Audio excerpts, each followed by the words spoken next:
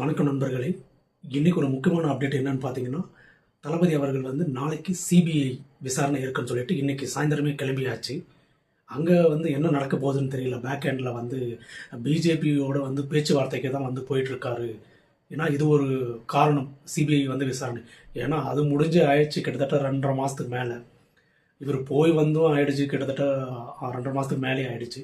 அப்போ இல்லாத விசாரணை திடீர்னு என்ன இப்போ விசாரணை அப்படின்னு சொல்லிட்டு, ஏன்னா அவரை வந்து என்டிஏ கூட்டணிக்கு வந்து இழுக்கணும் அப்படின்றதுக்காக மறைமுகமான ஒரு பேச்சுவார்த்தைக்காக தான் அவர் வந்து போயிருக்காரு அப்படின்னு சொல்லிட்டு, மற்ற கட்சிகள்லாம் என்ன சொல்லியிருக்கோம், இல்லை பிஜேபியோட ஒரு கூட்டணி இல்லை, ஏன்னா ஏடிஎம்கே இருக்குது, அப்புறமா பார்த்திங்கன்னா இவர் வைகோ இருக்கார், அப்புறமா தினகரன் எல்லாருமே வந்து அங்கே தான் இருக்காங்க.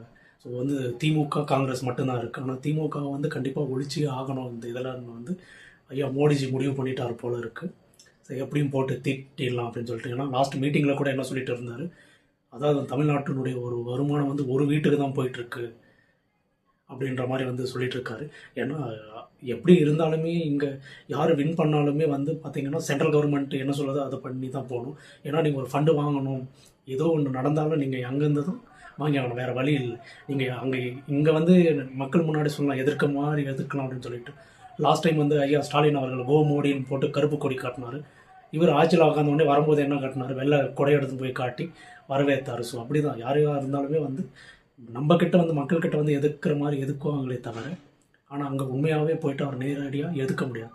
ஏன்னா அடுத்து இடி ரைடு வந்துடும். ரைடு அங்கேருந்து விட்டாங்கன்னா எல்லாத்தையும் தொடச்சி வாரின்னு போயிடுவாங்க, ஒன்றும் பண்ண முடியாது. அதனால் இவர் கூட்டணி வச்சாலும் ஒன்றும் பிரச்சனை கிடையாது. ஏன்னா இவர் வந்து மக்களுக்கு நல்லது பண்ணுறதுக்கு தான் வந்திருக்கார். ஏன்னா மக்களோட சப்போர்ட் வேணும், அங்கேருந்து உங்களுக்கு சப்போர்ட் வேணும், ஃபண்டிங் வேணும் அப்படின்னா அங்கேருந்து வேணும். ஸோ எது ஒன்று பண்ணுறதுக்குமே. அதனால் போனாலும் பிரச்சனை இல்லை.